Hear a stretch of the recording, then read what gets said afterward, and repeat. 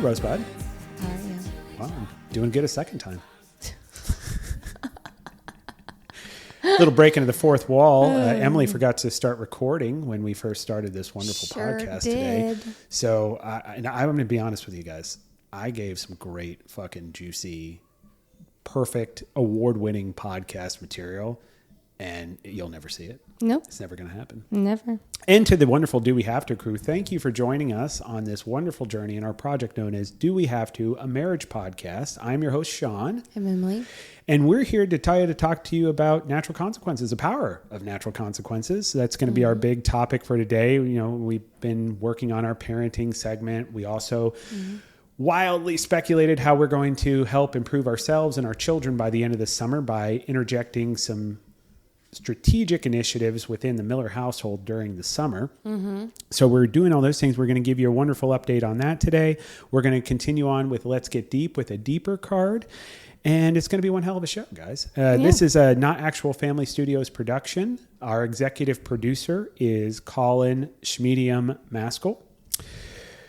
And this is going to be tough. So I don't know where even to begin. It's not that Colin forces us to have banter time because, again, I don't want to start off with any type of negatives on Colin. I feel like I need to come clean with a lot of things, and I'm hopeful we can use banter time on that. I'll try my best not to go over it because I know that upsets him. Yeah. But I do feel like I need to come clean with you and with the audience and give Colin an apology because I do think he deserves that. I have given the perception that Colin has a certain perspective of me and the show and of you that might not be true. And I think I need to own up to that. And so I just want to make that perfectly clear. I took it in my own power and accord to write an apology letter. And I did get you a copy of that. Yeah. I'm going to read it during our banter time, if that's okay. If we can just do the banter time for that today. Yeah. I wanted to make sure and formally apologize to Colin. Okay. Okay? All right. So let me just let me start here because there's a lot, and I want to make sure that I get it all out. Okay? Okay. Dear Colin, I love you. I'm very sorry that I hurt you. I'm very sorry that I hurt your family, and I'm sorry I failed you as a friend. I know this time with us creating this podcast together has been hard on you. You've done nothing but been gracious. You have given us all of your time, your effort, your energy. You have guided me and Emily as little baby swans. What? Nothing. I'm just telling you what I wrote here. You guided us I'll start over again. You guided us as little baby swans, and we are forever in your debt as we would be nothing without you. Our family would be nothing without you, and I would be nothing without you. And this has really been going on since we were kids, since we have been going to school together, elementary, middle school, high school. If it wasn't for you, I wouldn't be who I am today. I owe 100% of that to you, and I'm very sorry that I egregiously, I wrote that twice, lied and misstated your perspective of not only the show, but my physical appearance, my wife's work ethic, and overall just putting you in a negative light. I understand that this had a negative impact in your employment, with your family, and your friends. And I will forever and forever owe you a debt due to that. Again, thank you so much for everything you do for my family, as likely we would be living in the streets if it wasn't for you. And I'm very aware of that. And I need to be more conscious of that going forward and stop spreading lies about things that you did not say. Also, want to make sure it's clear that you never contacted me at 4:30 in the morning requesting that I mow your lawn with a push mower, even though it's about an acre's worth of lawn, while you were in Italy. That never occurred. You never reviewed the lawn after it was done and felt that it was not crisp. And you never even asked for it to be crisp in the first place. And from my understanding, you don't know what that word is. Again, thank you so much for everything you do for this podcast, for our Do We Have To crew. And going forward, I look forward to putting you in a much, much more positive light so people can see the real you. I love you, Colin. Oh, P.S. Thank you also for fathering Seamus as your godfather, as your godson, I should say, in a way that I even have trouble fathering him. Thank you, and I love you. I'm really glad that I was able to get that out because, honestly, that had been weighing on me, and I needed to write it. I'm a big writer, and as you know, I do it on the show all the time. So I have nothing to apologize for. No, you're great. I mean, there was my apology sorry. to have. You shouldn't be because you haven't done nothing wrong. And Colin also never did anything to you. Those things were all incorrect and fabrications, and I own up to it. And if anybody wants to see me read that out, I may get fired today, though. if anybody wants to see me read that out on air, well, you can follow us, like us, subscribe us at youtube.com/Do We Have To a Marriage Podcast. I would recommend you do. The paperwork is fantastic and the writing was solid. So thank you for allowing me, Emily, to take the banter time to get that off my chest, come clean, and make sure that Colin is in a good light going forward. Yeah. Okay. So not only do I like to get deep with Colin, because I do, but I like to get deep with you. Yeah. And we play a wonderful game on the show called Let's Get Deep, which we just found out is used in the wonderful show Secret Lives of Mormon Wives, which is fantastic. Not used, disappointingly, by Love is Blind. No. You fucked us on that, Nick. I'm referring to Nick Lachey. And so we have been doing this regularly on the podcast now. I think we're on our third round or fourth round. We go through, they have 3 types of cards. They have an icebreaker. They have a deep and a deeper. And Emily and I get to answer the question. It's been fantastic for us. At first, we were just doing it because we wanted to appease a bunch of people asking us a bunch of questions. But we found that it is actually very helpful. We learn a lot about each other. Yeah. And Emily tries to cheat and pick a card that she feels will be most advantageous, not only for your entertainment, but also for her. And I really try to stop her doing that. So do you swear? And we're all about telling the truth here today, obviously, because I apologize to Colin. Yeah. Do you swear that you did not pre-select a card? I did not pre-select a card. Do you swear on the Do We Have To Cruise lives? Bible. Nope. I don't want you to say that. I want you to say, I swear on all the lives of everybody that listens to this episode of the podcast. Okay, so our deeper card is what's an insecurity you don't usually share with others? Wow, that's a really good question. Number I don't one, know that I want to share it now. I mean, I'll share it. I'm just trying to think through like what is actually a really good one to talk about. I don't know. I feel like it's kind of a softball answer, but my insecurity is I don't know. It's maybe not never feel good about myself or always feel less than with the people I'm around. Part of that is we spend time, we've chosen family that's really good human beings. And it's not their fault. I'm not saying, like it's Colin's fault that I feel less than about myself. That's not what I would ever say. Maybe Aunt Jess, but not Colin. Maybe Aunt Katie, but not Colin. No. I think like a big insecurity for me would be, I don't know, somebody like, I don't know. I'm trying really hard to think about that. I mean, I could do the physical thing because I've been big all my life, but like, that's not something I wouldn't not talk to you about. I am really insecure with my knowledge. Oh, you feel like you're not intelligent enough? Yeah. I've never heard you say that. That's interesting. Why is that?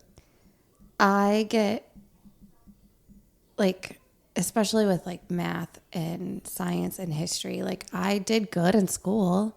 Like I know my stuff when it comes to it, but I don't have like a lot of memory on it. Does that make sense?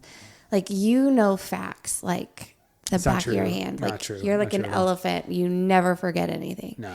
I'm like a goldfish. I forget it the second I learn.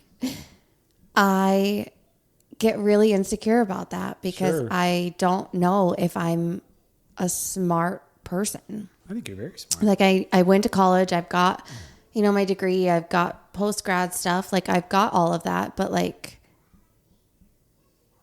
I struggle helping my kids with math. I struggle helping my kids with science homework. Fucking sometimes. Schoolwork's hard now. I can't. I fucked up on dividing by decimals the other day. I can't like get my brain to go back to all that like stuff. I think that's normal though. I don't think most people struggle with that.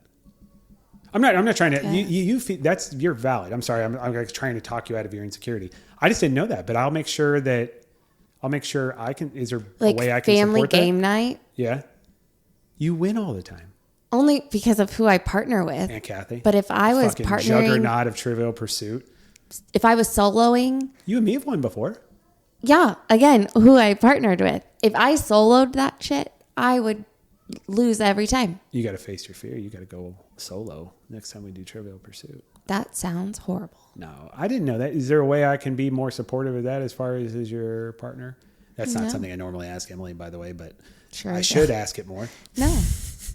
No, I always wonder. I always just want to fix it. You know, I don't want. I don't. You know, ask like how I can consider my parents very well educated, and they are very well educated, but like they continue to speak in a manner that I don't speak in. Our friends talk with, you know, all sorts of knowledge on many different topics, and I don't know a lot of the stuff that like I can interject an opinion every once in a while, but like I'm not good in like political science kind of talk or political banter kind of stuff. I'm not good when it comes to. It's not really your interest, though. I don't know. Like I don't know how to explain it, but I just sometimes I feel like I'm not. Yeah. Smart. But you put a ton of time and energy into reading. Like I guarantee you there's conversations and things. Well, yeah, like I can read a book in a day, but like. Right. So it's not an intelligence issue, but I get the insecurity. So you feel like based on conversations and who are around and when we're around it, you feel less than as far as from an intelligence perspective. Yeah. I'm sorry you feel that way. And nobody's doing it on purpose. Like nobody knows that I feel that way. Right. Well, they do now. But. I think it's funny though that you said like everybody's so intelligent in how they speak, but yet you hitched your wagon to somebody who says fuck every other word when they get going. You? Yeah, me. Oh. I don't think I sound intelligent, although they will say that people who cuss are technically smarter, more intelligent. They're more trustworthy. Harvard Business Review, look it up, motherfuckers. But yeah, no, I mean, I'm sure I don't sound intelligent, and I'm not anywhere near smart. But now knowing that though, I can be, I can definitely be more mindful of that. Like I love learning. I love the art of learning. Yeah. You're not afraid of it. That's the good thing is about your insecurity. It's never stopped you from trying to learn about something or talk through something. Yeah. You're okay with saying, I don't know. And I guess that's probably the best way to handle an insecurity of intelligence is still being able to admit, I don't know what I'm talking about. Yeah. So at least you're fucking rocking it. I think that's why I research everything. And yeah, I'm always going down like one rabbit hole after another because I want to know everything about something before I make a statement on it because I don't want to sound stupid. Sure. That makes sense. I'm gonna make you feel a little bit better here because I think my insecurity is more embarrassing. Number one, and then number two. Well, I'm not saying it's worse. I'm not saying I'm going to win, but if there was a contest, it's probably going to be me that wins this. So parents, if you have kids in the car or if you're listening to this or it's out loud and there's around somebody you don't want to hear vulgar language, I'm sorry for not giving you a warning earlier, but you know I cuss. If you listen to the show, I cuss all the time, but this is a little bit more than that. So be ready. So my insecurity is I'm really worried my penis is not big enough. Oh my God. Just being honest. I wanted to be a raw, honest answer about something I'm actually insecure about that I think about regularly. And I shouldn't say regularly, like I think about it all the time, but it definitely was more of an insecurity when I was bigger because I feel like, that thing just turtled up sometimes, especially when I was really big. But now not so much. But I do worry about it as far as being a lover and, how I look naked when I get out of the shower and you see me. In just general, like, I don't know why I associate that so much with manhood, but it is a general insecurity that I have. And I'm we're hanging around all the fellas in the family, and I'm sure they're just walking tall, if you know what I mean. And I, sometimes feel less than in that department. What are your thoughts? No. No what? No. My penis is not big enough for you? No? Oh my God. I'm just asking the question. You're fine. Thank We're you very much. fine. We're good? Can we be? I was in insecurity. I'm trying to be honest. I wanted to make sure that there's people out there that feel the same way I do. And you know what? Their partners, unfortunately for them, aren't as supportive as you are. And I really appreciate you validating how I feel. I love you. I love you too. Like, I don't want to talk about our sex life. We don't have to talk about our sex life. I was talking about the size of my penis. I know. There's nothing to talk about.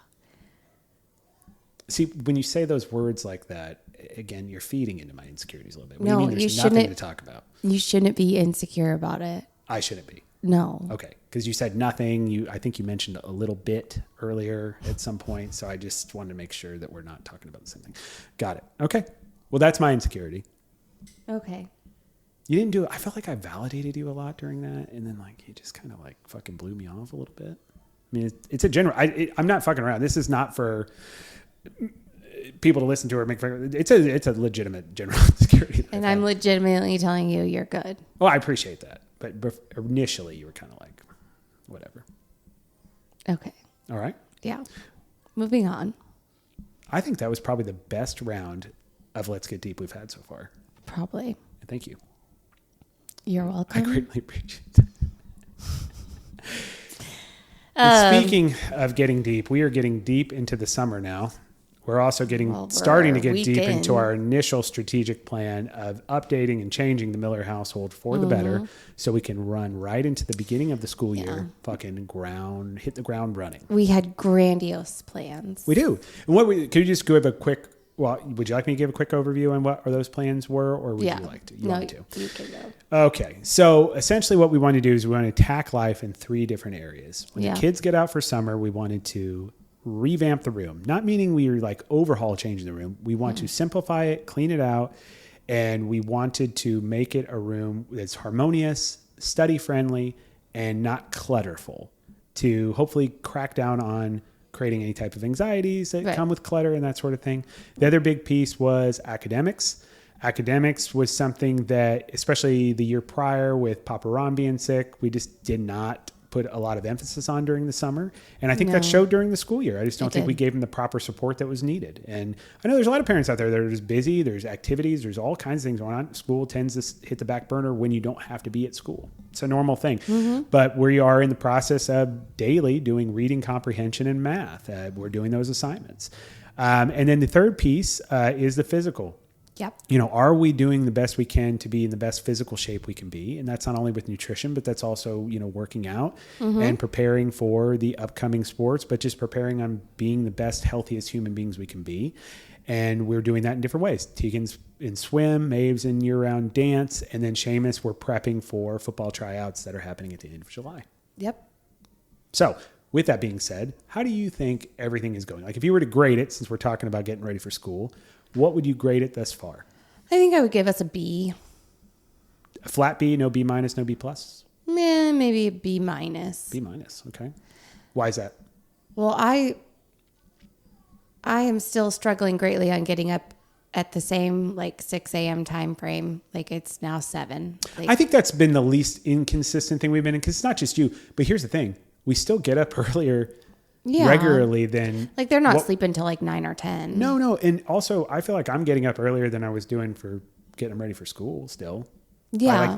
Only it's 15, 20 minutes, but it's still earlier. Yeah. And bedtime is still kind of chaotic. That's our worst one. I'd give us an F on bedtime. Yeah. It's still very chaotic. If we've failed anywhere, it's bedtime. If we got Seamus's room organized, cleaned up, all that. A. Tegan, done. A. Maeve. No. Solid D on Maeve, because she keeps fucking her room up. Yeah, and I keep having to pull stuff. I did go through her drawers. She doesn't really live in her room. No, so. I did pull her drawers in her closet, and I got rid of a bunch of stuff. Where so many donations are happening clothes wise. we got all the school uniforms and everything packed up for the summer. So we can, around like July-ish, end of July, beginning of August, we can try on everything, see what we need. And we're prepping for the year while donate we're also what we decluttering. don't. Yep. What do you think? So it sounds like to me, and I think we both agree on this, biggest failure so far that we just need to continue to work into a success is bedtime routine. And I think that's where we need to put our major energy into. I think our biggest success though would be the physical side of things. Don't you think? I mean, overall, I mean, Seamus now is going on 24 days in a row of running at least a 5K, lifting. And now we've also incorporated football drills at the end of the evening. Nothing crazy, but we have incorporated that. Maeve now is doing additional dance. Tegan now is doing additional swim. So that's good. I do think that's feeding in. And then the other success, I think just as equal, is the academics, because we have successfully. They're still like in that mindset, like that learning mode. Yeah. Well, and every day we've actually consistently, we have given them reading comprehension to do. We've done math, and we've actually checked it at the end of the day. You've been doing better at that than I have been checking, but we've gotten it done. I've got it printed out and given it to them. And highly recommend, if you have anybody that's between the ages of kindergarten and 5th grade getting ready to school, I found a website. It was just, and this is not plugging it at all, but it's useful. K5learning.com. That's where we've been getting. They have free stuff. There's PDFs that you can print out for reading comprehension, meaning you get like a little story, and then you get questions after. Help the kids do reading comprehension, which can apply to anything, any subject. It's just going and getting information from a paragraph and answering questions. And the same thing for math. And they have it for 1st grade for Maeve. They have it for 4th for T, and 5th for Moose. And so that's been and like good. We went to the library yesterday and picked out some new chapter books. And whenever they are ready to like be done, when they're done reading it, I have found quizzes for almost every book that they were interested in at the library, so we can give them like a little quiz like about the story and all of that overdo stuff. it, but I do think that constant it's stimulation just like, and keeping okay, them in you that read mindset. an entire book. Yeah. What did you take out of it? Yeah. Go back and just tell us what was the story, who were the characters, what was the problem, what was the resolution. That's every fucking story. And if you can do that, you can do that with anything they put in front of you to test you with or to do. It's really just teaching them the process. It's not so much they're learning a specific thing. I mean, no, I think that's been successful. I'd give physical and academic an A, and I would give room/sleep, because we didn't really kind of incorporate those two. I'd give it a solid C right now, because F or C or D, because of, I'd say, F on sleep time, a solid C on wake up time, and then rooms are a B. Yeah. I don't know how that would average out. It's just math. That's a lot. Shout out Uncle Jeff. That's a lot. Yeah, it is a lot. Yeah. We definitely have room to grow. So I think biggest thing, guys, is our biggest struggle. So trying to incorporate this has actually been the sleep. The physical has surprisingly not been as difficult. It's really just more consistency and modeling it. If you're getting out there doing it, if I get out there and do it, so he does it. There's not really any complaints about it, because he knows I'm doing it. But I also... Yeah, like when I go lift, Maeve comes out and lifts with me. She does too, like, it's super So if fun. you're doing it, it seems like that's the key. You have to be the one doing it. You have to be a leader. And I know that sounds so like, that's big information. Don't see a lot of people out doing it. I say it to Seamus every day when we're running. You see a whole lot of people out here running? Nope. It's because it's fucking work. And most people, they'll do work maybe 1 day a week, 2 days a week. Are they doing it every day? Not like we are, And that's the mindset. It's creating that discipline, but it takes you doing it. And that's why he knows, though, I also go out a second time in the day and I run the same 3.5 miles or 4 miles myself at a much faster pace. And I did have him doing that on the bike with me for a little while. I just feel like I'm kind of overdoing it. So he did it fine, and he took it in stride, didn't complain about it. But I feel like I needed to back off just a tiny bit, because we are working out like 3 times a day. So that was just adding an additional thing for him to do. But he was doing it. So I was kind of like, wow, he's just full on board with this. We're doing it. But don't you think his attitude in regards to all that's been really good? And I think it's gotten a lot more positive when we stopped doing the second go out on a ride. Oh, his bike ride? Do you think that kind of overdid it, huh? Yeah. Yeah. I certainly haven't had to motherfuck him as much when it comes to getting him to understand the importance of discipline and doing something when you don't feel like doing it. I think he's starting to really get that. Yeah. Yeah. So that's been good. And we'll keep it. Well, I guess I should say, was there anything else that you wanted to add? I need in better our current coffee. summer update. Okay. That's fair. But, hey, guys, if you have any questions on that, you can go to dowehave.com, ask us a question. Hey, tell us what your fucking summer routine is now. If you guys got anything we can take from you, as Emily said, we're not experts. We're legally here to help you if we help you. But we're not experts. We're flying by the seat of our pants. And you heard us probably half and half, right? Half success, half fail. And we're going to turn that into all success, but we're going to fail first. And so learn from us. Here's the pitfalls we ran into. Here's the things going. We'll keep you updated every segment of the show during the summer. We will give you the good and the bad of everything that's going on for the summer. Yeah. And one thing we talked about in all of our parenting models and parenting research was consequences or punishments and how to... I would say I'm a solid F on that. Incorporate it. And I would too. Our punishments are now reading the research on natural grand and have nothing to do with it, and it's almost just outrageous. Understanding you lose TV for a week. And then the follow through is just non-existent because we set out this massive punishment that we can't follow through with. Yeah, like Phil Dunphy when he takes away Christmas. Right. What a Modern Family. That's our go-to. Nobody gets Christmas. Yes. But we can't do that. And the punishment it's just not doesn't working. Follow the crime. It's not working for us. The whole point of something not good happening over a bad decision you've made is you need to come to the conclusion that this happened because I fucked up.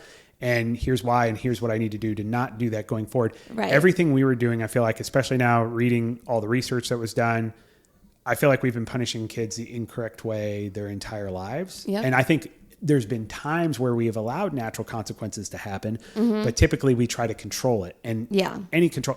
we have the basic definition of natural consequence, right? And again, I don't want to fucking comment about anything to do with redundant information. We're just, hey, you know what? Some people might not know what natural consequences are. We're going to read the definition. It is, based on all of our research, natural consequences What's just a definition? They're direct results of behavior or a choice without any interference. So basically it means we can't impose we're not punishment the ones or a lecture. Creating a consequence. It's a consequence because of the action that happens as a response from the environment, not a response from us or us trying to control it. Right. I don't think I've ever been successful in that throughout an entire day, ever. No, it's fucked. So this is probably more for us than it is for you guys, but hopefully you're interested in learning about natural consequences and what the benefits are of that and what the, methods are associated with it. And this is a big one off of we talked a lot about authoritative parenting. We got a lot of comments about how you can use all the different types of various parenting methods. We did. Authoritarian, positive. I'm going to be honest. I don't know what the fuck the point is of doing research if you're just going to blindly disagree with what the experts are saying. But the CDC, psychologists will tell you that there is a lot of negatives that go in with all those other parenting types. It's not complementary set. It is you want to try to be an authoritative parent. You want to pick a column and be in it. And I say that as somebody who doesn't do that a lot of the time. I'm trying to now. I'm saying that as somebody who doesn't do it a lot of time. So I'm not saying you're doing something wrong and you're not doing the right thing. But what I am telling you is that if you want to try to argue your way out of it, everybody thinks you're so fucking smart. I don't get it. We go into this thing, we're trying to research and learn the best way, and people, fucking idiots, will argue with you about it. It's it's not even our stuff. It's the research will tell you this is how you create a healthy child. If you don't give a fuck about that, then do it your own way. Complain about it on the internet, whatever. But this is supposed to help not only set us up, but hopefully people that are listening to have the best, healthiest parenting and childhood experiences that you possibly can have. Yeah. So stop being fucking tools on the internet. So the American Academy of Pediatrics broke it down. I love your segue. That was awesome. Good job. You fucking killed it, girl. You can tell you've been married to me 13 years. You just fucking, he's bitching. Okay, he's done. Okay, I'm going to go. Yeah. Got to get in there while I can. So the American Academy of Pediatrics broke it down into 3 categories, essentially. So they want, it to promote autonomy and responsibility. And they basically sent you directly to psychologists Deci and Ryan for the self-determination theory. And that's an old theory, I think, very from a while old. back. Just FYI. So there's been things, but that was one of the big ones that went back. Sorry, keep going ahead. I think it's almost 40 years ago. Yeah. So basically it's like when people make a choice, they face the outcome, they build the intrinsic motivation to whether do it again or not do it again. And they have the expectation that how their action is going to have the equal opposite rate. It's all going to be them. They're not going to be waiting for mom and dad to have a response to it. They're not going to be waiting for mom and dad to save them from it or punish them. It is, I know I'm making this choice and I understand that there's going to be, it's all outside of that, right? Yeah. Yeah. And then the second category is that it should encourage long-term learning. So you need to have constructive education. So learn from a real world experience rather than just abstract possibilities. So don't do like the what if this and what if that. It's, well, no, you did this, so this is what's going to happen. Like it has to be in the here and the now, not outside of that. And I think this is the best way to get away from that controlling type of parenting where you're controlling the consequences. And this is where you can transition into being supportive of them understanding that their actions are the ones that are created. So you're supporting, I don't know where I'm trying to go with this, but you're supporting basically them trying to naturally understand why something happens to them and allow them. I guess here's the thing. It's supporting saying, hey, you're going to fuck up. And it's going to be okay. The best, it's not about fucking up. It's about how you respond to fucking up that is going to make you a good person and a successful person in your life. So let me support you here. So let's go over the situation. It's okay that you messed up. So what are you going to do? And then you can provide support as opposed to you saying you're being a fucking idiot. And guess what? No video games. Right. It's a world of difference as far as what that's going to do for the kid. Mm. Yeah. And how they look at it too. It's like, it's okay. You did something you weren't supposed to do. This happened because of it. How do we move forward? How can I support you as a parent? It's knowing that everything you do has either a positive consequence or a negative or one. Both. Yeah. There's going to be decisions you make too. And that's the thing they need to learn too, right? Then you can get into more complex gray areas. You may have a girlfriend for a year or a boyfriend for a year. And you may need to make the decision that's best for you to break up with them. You're going to hurt somebody in that regard. So there's a good and positive outcome of it. The good is that you're going to be able to move on and move forward like you're supposed to. And that's what's healthiest for you. Bad news is they're going to be upset. And then, so instead of like there being this consequence of where you're yelling at them, their expectation with their significant other is, well, they're going to be mad at me and I kind of got to make a decision to kind of navigate that. It is, I understand that there's going to be a negative impact from that, but it's what's best for me. I let them be upset. And then if they have a problem after that, that's their problem. I'm focused on moving forward and growing. You know what I mean? So that's all I could think about was that kind of stuff when we were going over the research is just how are we harmoniously allowing them to understand, number one, it's okay to fail. So you're not trying to not fail. Matter of fact, you're just living your life and you're going to know you're going to make mistakes. How do you respond to them? But then how do you then grow that into complex decision-making where there is going to be good and bad consequences associated with it, but you're overall going to make the decision that has the most benefit to you. Right. Yeah. Yeah. And the last category was that it should also improve problem solving and build resilience. So when you allow people to confront the challenge that they need to make, it should help teach emotional regulation and adaptability. So they should be able to take a minute and like realize, okay, if I do this, this is going to happen. If I do this, this will happen. And then pick the path that they want to go down. You know, when we were doing the research on this, you know what situation I thought of parenting wise? Yeah. It was just a recent one, was when Seamus wanted to sign up to be an altar boy and then he didn't want to do it. And it was clear that he didn't want to do it because he was nervous about being in front of everybody. I don't know if we handled that the right way, but I feel like we talked to him like about the natural consequences of if you canceled last minute, then they wouldn't have the help Right. But I feel like, is that still us controlling it? I guess I was kind of trying to think about that so, today and last night.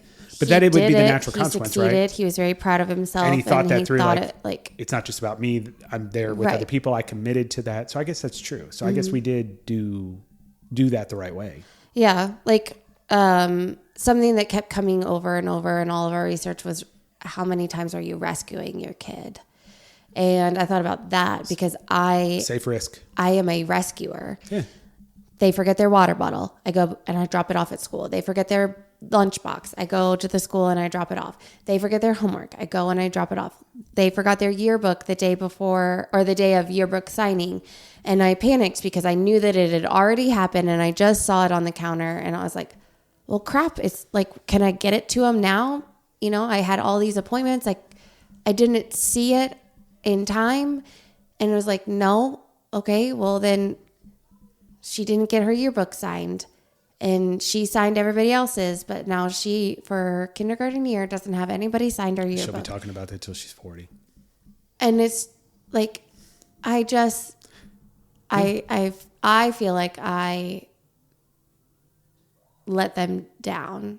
Like, oh, so you think it's like more like you're saying it's kind of about, you're making it more about you, where you're worried about failing them, so then you overcompensate and do things that really isn't for the betterment of them to learn natural consequences. Right. Is that what you're saying? Okay.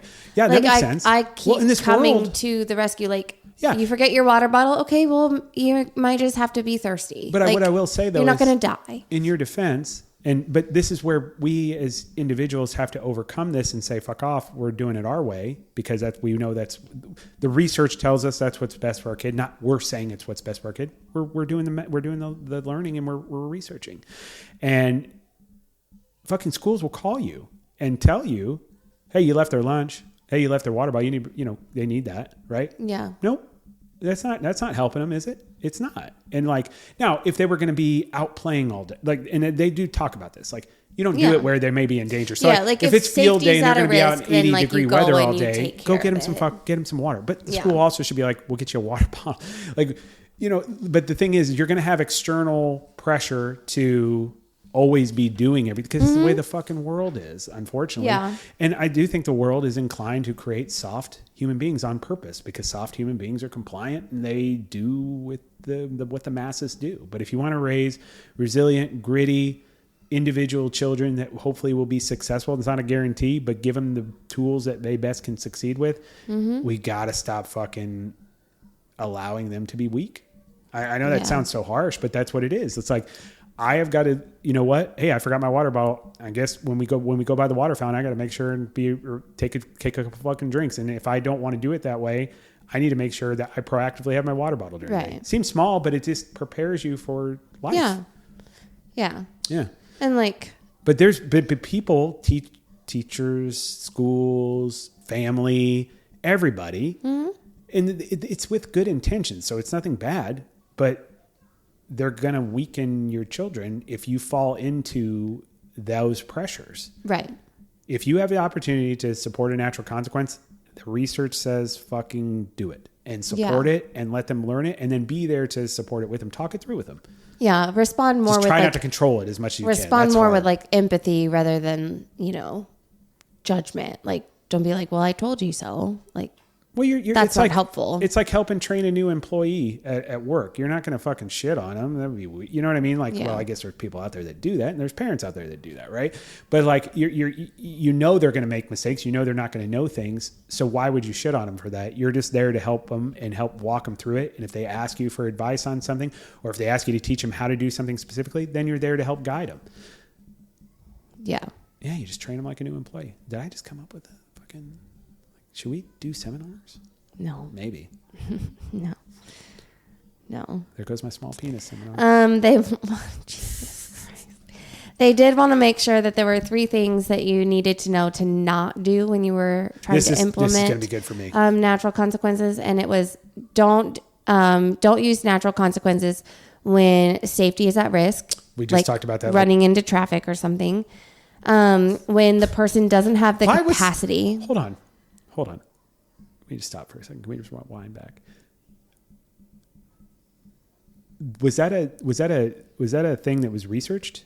Like, was that that was the that an example example? So yeah. somebody's example was like, hey, if your kid's running out into traffic, don't let them get hit. That's not a good natural consequence. Is that really what happened? I don't remember reading that. That's fucking dope. I guess that's something Oh my God. That was fantastic. Sorry. Nobody puts a warning label insane. On something until something happens. Okay. Well, do we have to crew or people listening that don't consider it? If you're going to shit on that and comment and give us a hard time about that, feel free. That's fair. Don't let your kid walk. Oh, that's a profound statement. Yeah, that's fair. That's absolutely fair. So if they don't have the capacity, like if they have a processing need or a neurodivergent situation or whatever, a mental need, don't let the natural consequences come through. Like you can impose your control on it. And then if the consequences are disproportionate or traumatic, don't allow that to happen. And then make sure that you have a conversation with open-ended questions, not yes and no's at the end of the consequence. So it's like, what did you learn instead of, did you learn your lesson? Yes or no? Like, no, tell me what you learned from having to do this. 'Cause like they said, natural consequences easily get locked in with logical consequences, and that's like you can't do that. You have to keep it separate because you're still controlling and applying a punishment, right? So to like kind of fit it, but it's not really what the end result is of a decision you make. Like we're trying to use natural consequences, but the way we did it was using logical. Yeah, so it's like if you don't do your chores, you don't get screen time. We've really missed the bar there's on no punishment connection. So much they don't learn. It's not because they're being bad kids. It's because we're not giving them the tools to be successful. So when they're having shitty days where they're being shitheads and we're thinking we're locking it down, all we're doing is making them shittier. Not like that, like hugely, but incrementally. You know what I mean? And like because there's no rhyme or reason as to why, and they're not really actually learning real life understanding of I make a decision, it can affect more than just me, and it also then can come back very negatively on me individually. For us, teaching the kids how to do their laundry and how to do like the dishes. They don't do the dishes when I ask them to for their day. Well, then not only do you have to do it the next day, but you have to do it until all of them are done. So if that means you have to do more than one load of dishes. Controlling it though. No. Because more dishes add up. Yeah. So and then they're like, hey, you saw it, and then just whenever you can finish those dishes, and they look at the sink, they're like, well, fuck, both sides are full now. Yeah, it's just because you didn't do them when you were supposed to. Why do you think? Like I guess you don't even have to say it. Like you don't have to point it or rub it in their face. It's like, well, why do you think it is that way now? Right, like they need to come up to it. Yeah, I need to actually do it when I'm supposed to. And if they don't do their laundry on their day, well, okay, laundry's gonna pile up, and you're gonna wait. Then you're affecting your siblings till too. The next They're mad week, at you. That's natural consequence as well. Or it's not your day. You're going to have to wait until everybody else is done with their laundry that day. And if you can get it in, then get it in. Good luck running a 5K with no underwear, Seamus. Natural consequence. But it's just like that's where we need to go more than and you don't do your chores. Well, you don't get iPad time. No Fortnite, no TV. That's what it always is. Because we thought it's hitting them where it hurts. And it's like, well, yeah, you're hurting your relationship with them because you're being mean to them for not doing something right. When in reality, and every parent, I don't want you guys to listen to this and think we're shitting on you, because that's what Emily and I do. This is what we do. We're talking about this today. We have not had a full day of being able to successful doing this. No. This is just us learning this, us wanting to change for the better, and us wanting to give the information out. Yeah. We're probably one of the worst ones, especially like we definitely have an authoritarian approach as far as punishment with the kids, and we need to get to an authoritative approach. God, I'm trying not to be mad at this. Psychologists came up with 2 A names like that. That sounds so similar. Okay. But what we want to do is we want to be better. And so we want to make sure you guys have the information too, but we're not successful at this at all. This is probably one of the worst things we are at as parents. Yeah. Right now, we're going to get better at it. I'm 100% like, we're not going to be failures at it. We're going to do well. We're going to be successful, but it's going to be fucking work. Mm-hmm.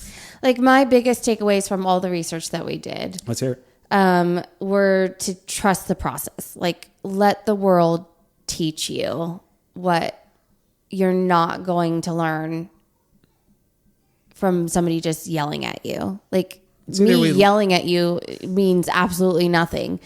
You having to deal with, you forget your coat and it's cold or raining. Well, okay. You're not dying. You're not dying. You're not going to, it's not 20, right. negative 20 like, outside, but you're going to be uncomfortable. And it's that through that discomfort, you're going to learn. And through little struggles like that, like that's where they're going to grow. So I need to quit being like the rescue mom, the helicopter mom. And I need to stop being the drill sergeant dad. Yeah.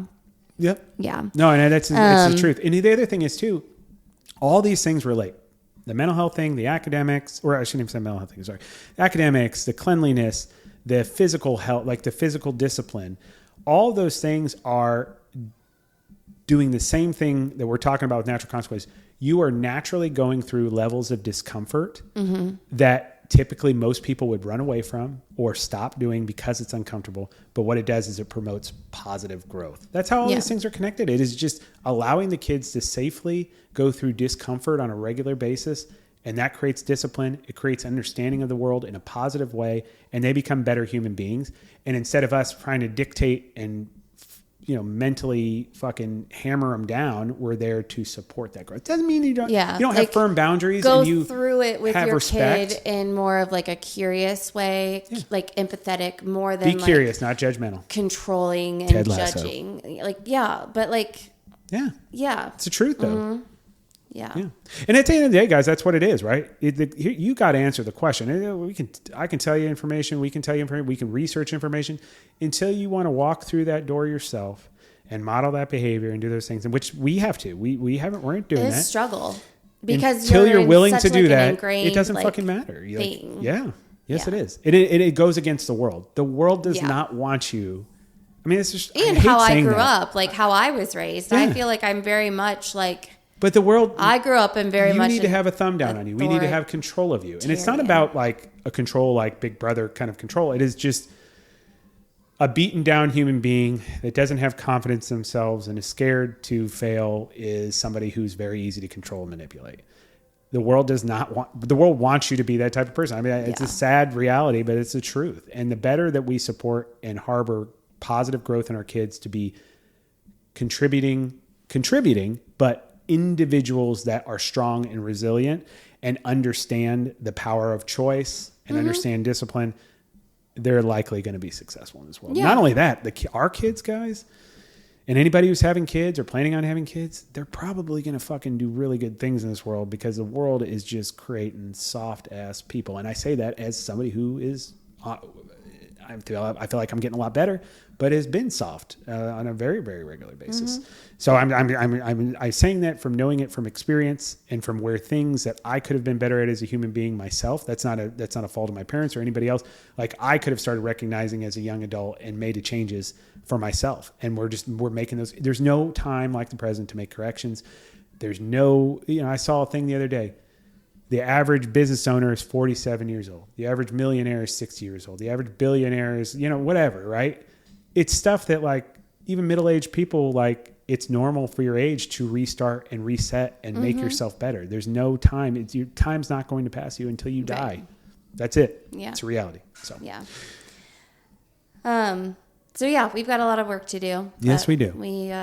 And let us know too. We'll let you know how it goes. Yeah, we'll continue to give summer updates. All of this is included in this. We'll continue to come at you with wonderful content, and continue to follow us on all of our socials, which I'll let Emily give here in a moment. But reach out to us at dowehavето.com.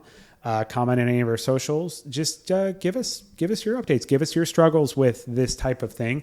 Let us know what's worked for you, because we want to learn just as much from you, and we have from the Do We Have To crew. Yeah. Just continue to go. And thank you for listening. The next couple of weeks, we're going to do book club again. I have no desire to do book club. I'm going to be honest. I know we didn't even talk about it, but I don't even think people like it. Okay, let us know if you like book club or not. I'm kidding. I will do book club because you love it and I love you. And we're going to talk about a book. Yeah. What's the book again? The Wedding I haven't People. even started it yet. So may need to be a couple weeks before we get into that. But yes, we'll do we have to book club segment again. So, I have finished it. I loved it. It was a quick read, great character development. But I will say, Do We Have to crew? If you don't feel like you're getting benefit from the book club, just feel free to shoot that out there. let me know. But yes, please follow us on our socials at dowehavето.com. Submit questions and comments. Absolutely. Also on socials and in the whole submit questions thing, send us some Sour Patch Kid moments. You can friend us on Peloton at dowehavetoPodKC or at Emily_in_KC. You can join our Do We Have To team, and then you have the tagline of Do We Have To Crew. And I will say, too, we are rounding out the month challenge of most workout time for the month. And I tell you what, just looking at our team, and our team's continuing to grow every week, adding a person here or there, and folks are being supportive of each other. There's a ton of work that's being done. Make sure you join the challenge. If you are part of Peloton, you join our team. All the work you've done in May, that can be a part of the challenge if you join it in the monthly. Krabby Cakes, I know you're training for a marathon. You're probably too big time for us, but make sure you join that monthly challenge. Michaela and I and Spin Legs and multiple other people. I wish I should have brought my iPad because I am going to start saying our top 10 folks each week. I want to make sure that they're recognized because there's people who put in a lot of work and they deserve to be supported in that. And then you can follow us on YouTube at Do We Have To, a Marriage Podcast. You can follow us on Instagram, Threads, Facebook at do.we.have.to, and X is at Do We Have To Pod, and TikTok is Do We Have To, a Marriage Pod. I absolutely love that. Good job. Yeah. And to the wonderful Do We Have To crew, thank you so much again for listening. Thank you for being a part of this journey, this experiment with my wonderful wife. And hopefully you guys all have a wonderful day. But first, Emily's got to drop some knowledge on you. So Emily, what advice do you have for the Do We Have To crew to end the day? Be kind, have fun, learn something. Really? I think that's... I love that. That's what Emily says to her kids before. I mean, I tried because I love the Do We Have To crew. I try to do something different every time. I mean, I do always hit them with the same thing at the end. Those are 3 staples of daily life. I think if you can knock those 3 things off, then you've had a great day. And that's a win. Okay, fair enough. And I will say to the Do We Have To crew, whether you think you can or you think you can't, you're right. Henry Ford. Also, don't be an asshole. Bye, I love you. Wake up, I'm about to shake up every little thing, show you all that we can be. Come dance in my club.